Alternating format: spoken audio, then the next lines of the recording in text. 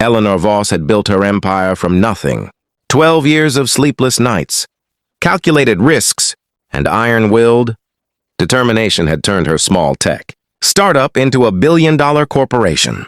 She sat at the head of boardrooms where grown men trembled, negotiated deals that made headlines, and wore her power like a second skin. But when she came home every evening to her 7-year-old daughter, Lily, all that armor fell away, and she was just a mother, tired, lonely, and quietly wondering if she had made the right choices. Her husband had left 3 years ago, unable to compete with her ambitions, and since then it had been just the two of them in their enormous penthouse apartment that echoed with silence on weekends. Eleanor's mother had been pressuring her for months to find a suitable partner, someone who could give Lily a stable father figure, and after a particularly difficult night when Lily had cried herself to sleep, asking why she didn't have a daddy, like the other kids, Eleanor made a decision that surprised even herself. She would introduce Lily to 5 carefully selected men, all successful, all vetted, all appropriate, and she would let her daughter's instincts guide her. Children, she believed, could see through pretense better than any background check. The first man was Damien Holt, a handsome investment banker who arrived with a toy drone and a rehearsed smile. He spoke to Lily the way adults speak to children they don't understand, loudly and with exaggerated enthusiasm. Lily played with the drone for 5 minutes and then quietly handed it back. The second was Gregory Shaw, a prominent surgeon who brought educational books and immediately began quizzing Lily on her reading level. She answered his questions politely and then went to sit by the window alone. The third was Marcus Ellery, a real estate mogul who told Lily she could have any bedroom she wanted in any of his 7 houses. She looked at him with those steady brown eyes and said, "But which one would be home?" Marcus laughed nervously and didn't have an answer. The fourth was Sebastian Crane, a charming tech entrepreneur who tried too hard, doing magic tricks, telling jokes, and performing like a man auditioning for a role he desperately wanted. Lily watched him with a quiet expression and later told her mother that he seemed sad. Eleanor was beginning to lose hope. Then came the day that changed everything.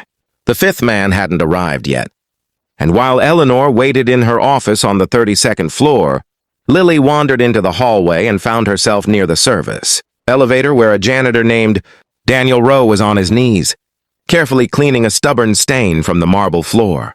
Daniel was 34, soft-spoken, and wore his blue uniform with quiet dignity. He had a daughter of his own, 6-year-old Maya, whose crayon drawing was tucked into his shirt pocket. Because, as he would later explain, he liked having her close on long shifts. Lily watched him work for a moment, and then crouched down beside him. "Does it bother you?" she asked. "Cleaning up after people?" Daniel looked at her and smiled without a trace of condescension. "Not really," he said honestly. "Somebody has to make sure the floors are clean so people don't slip. I think that matters." Lily tilted her head.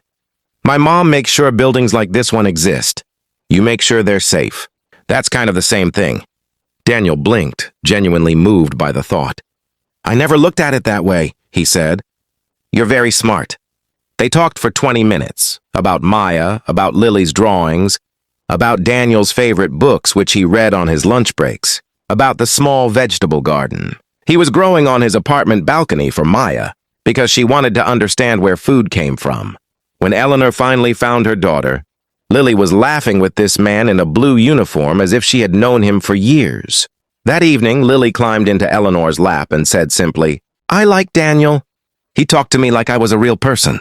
Eleanor sat with that sentence long after Lily fell asleep.